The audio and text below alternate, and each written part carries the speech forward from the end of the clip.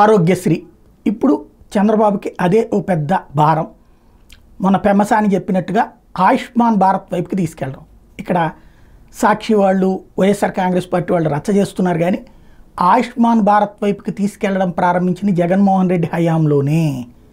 చాలా చోట్ల ఆరోగ్యశ్రీ కింద ఓకే చేసినటువంటి వాటికి ఆయుష్మాన్ బిల్లులు వచ్చినాయి. ఆయుష్మాన్ కిందన కేంద్ర ప్రభుత్వం ఇచ్చిన డబ్బులు మాత్రమే హాస్పిటల్కి వెళ్ళినాయి.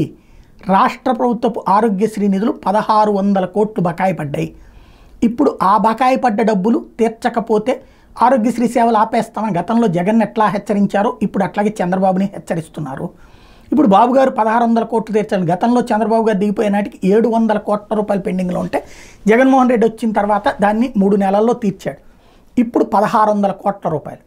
ఇది నెలకి ఒక 100 కోట్ల రూపాయలు పెడితే 16 నెలలు పడుతుంది. మళ్ళీ ఈలోపు ప్రతి నెల 100 కోట్లు 150 కోట్లు వస్తుంటుంది. అలా కాకుండా అటుపక్కకి ఏదైతే ఆయుష్మాన్ భారత్ వైపుకి తోసేద్దాం అని చూస్తున్నారు. కానీ ఆయుష్మాన్ భారత్లో ఇన్ని సేవలు ఉండవు. నిన్ననే చెప్పాను నేను, ఈ స్టంట్ లాంటివి ఉండవు దాంట్లో. అంటే అప్పుడు ఇక డబ్బులు పెట్టి చేయించుకోవాల్సి ఉంటుంది.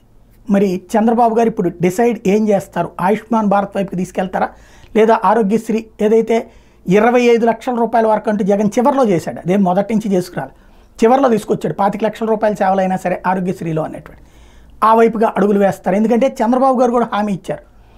ఆరోగ్యశ్రీ ఏది నేను ఇంతకుముందు కూడా చాలాసార్లు చెప్పాను, మధ్యతరగతి కూడా ఇవ్వండి, బీమా ఇవ్వండి అన్నటువంటిది. 25 లక్షల రూపాయలు బీమా చేస్తాం అన్నటువంటి. ఇప్పుడు పోనీ ఆ దిశగా ఏమైనా తీసుకెళ్తారా చూడాల్సి ఉంది.